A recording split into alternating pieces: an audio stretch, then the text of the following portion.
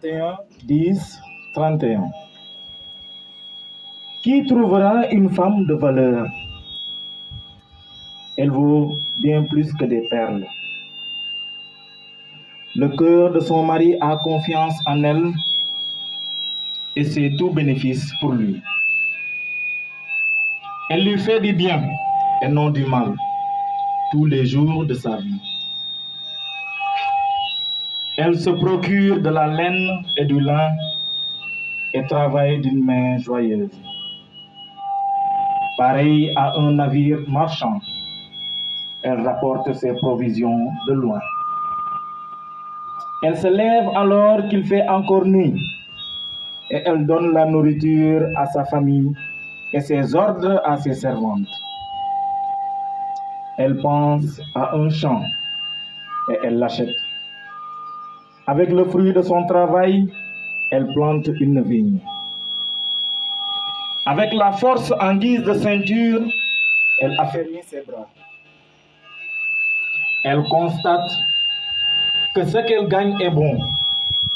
Sa lampe ne s'éteint pas pendant la nuit.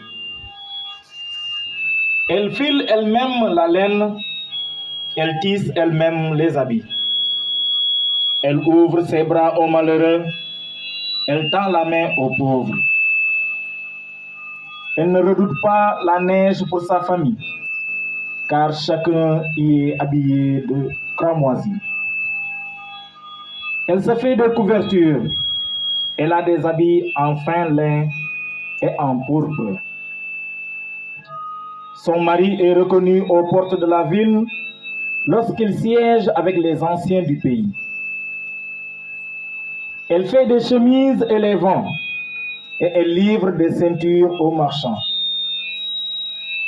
La force et l'honneur, voilà ce qui l'habille. Elle rit en pensant à l'avenir.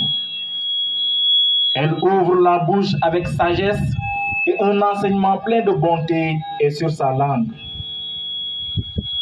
Elle veille à la bonne marche de sa maison. Elle ne mange pas le pain de la paresse. Ses fils se lèvent et la disent heureuse.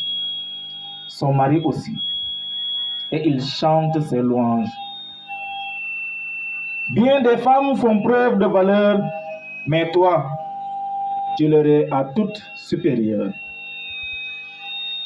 La grâce est trompeuse et la beauté est illusoire. C'est de la femme qui craint l'Éternel qu'on chantera les louanges. Donnez-lui du fruit de son travail et qu'aux portes de la ville, ses œuvres fassent son éloge. Parole du Seigneur Tout-Puissant.